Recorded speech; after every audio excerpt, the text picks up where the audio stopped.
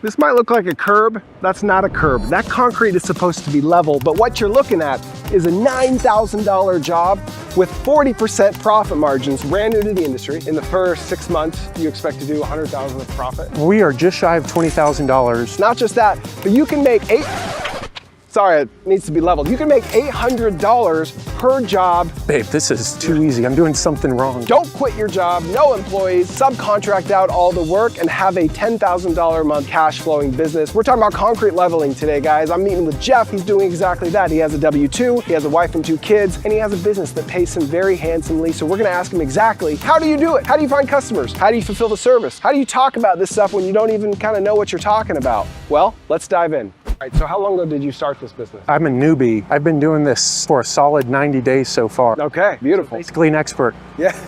What has your total revenue been so far? We are just shy of $20,000, and majority of that has come in the past 60 days. Okay, wow. And how much of that is profit, give or take? We're seeing anywhere from 30 to 40% gross margin on each job. What do you think your net profit will end up being once you're more at scale? We'll try to continue scaling. My goal this year is to finish $250,000 top line revenue before the end of the year. And if we can do $50,000 to $100,000 gross dollars as margin, then that would be an outstanding success. Plan for next year is 1 million top line revenue. Anywhere from 20 to 40% margin, I'd be extremely happy with. Wow. So you're saying brand new to the industry. You didn't work in this industry before. In the first 6 months, you expect to do 100,000 of profit? I hope to. And you're on track? We need to win a couple bigger jobs, but we've seen some really good encouragement right out of the gate. And so the market is relatively saturated in the sense that there's a lot of providers, but we have found a good way to differentiate ourselves relative to a lot of the noise. And so my peers are typically solopreneurs who own their own trailer, work for themselves, and once they hit a certain threshold of either revenue or margin, they just like to coast. Nothing's wrong with that at all. Everything after that is just gravy for them. What I want to do is create a process that is repeatable and can be copy and pasted across mid-tier, smaller tier markets, across the Texas coast and along the border of Mexico in order to own markets where there's no providers currently operating. So Houston has a couple million people living there. I want to target Port A, Brownsville, Corpus Christi, et cetera, where there's no established providers, population of 200 to 300,000 people, and little to no competition. You kind of go find the solo provider who reached $200,000 in revenue, and he's cool, and you come in there and say, hey, I can get you to the next level without you having to do any additional work. So any additional jobs you want above that revenue mark, I'll send your way. I'm going to work in my margin, and we can work together. Correct. Okay. Do you have a harder time finding good subcontractors or customers? It's been a huge blessing. I've been so fortunate to work with the people that I have, and I am lucky on finding those folks, and everybody I've worked with so far has been honest and straightforward. And I look for some common denominators. HMI, who's the manufacturer of these trailers typically, and the main producer of the raw materials who we looked at earlier, have a soft spot in their heart for veterans. And so typically you see a lot of veterans that are owning their own trailers that I found are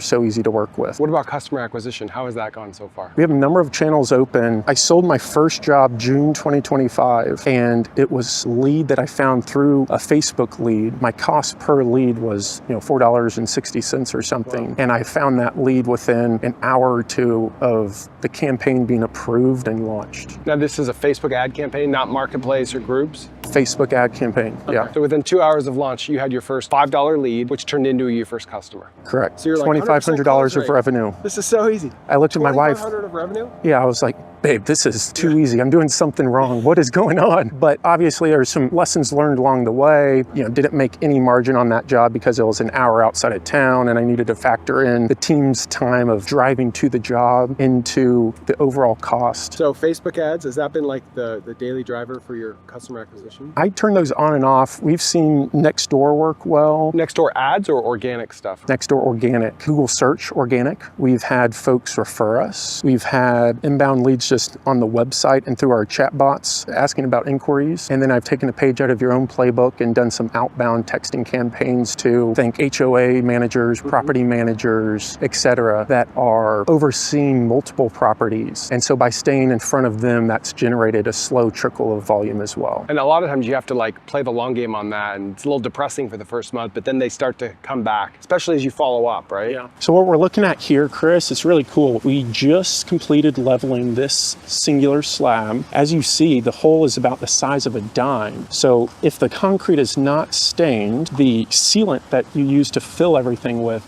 is non-noticeable. But for stained items, you can kind of see it a little bit. The cool thing here is that 15 minutes after the work has been done, you're ready for a car to drive over this thing without any sort of influence on the integrity of the lifting that was just completed. What do your revenues and costs look on a job like this, about this size? On a single job, the cost will start there. We're talking just a few $100s. The revenues depend on what you want to set your minimum project at. And so the scope for this is a little bit bigger, but if we look at this. If this were just a standalone job. It's a standalone job. I mean, you can make money charging $600 to $1,000. On this right here. If you own everything vertically. If I'm subbing it out, I'm going to probably pay $600, $700, and I'd look to charge at least $1,000 for something this small. The market has been growing incredibly, especially on the residential focus, and the ability to distinguish yourself among peers within the market, at least in Houston and likely in Dallas-Fort Worth area as well, is that you can stack up a lot of small jobs on top of each other. And if you can provide quick value to those homeowners and you can align and triangulate multiple jobs within the same area, neighborhood, region, etc., then you can have a nice profitable day. But rolling a truck just to do this type of job, after you look at fuel,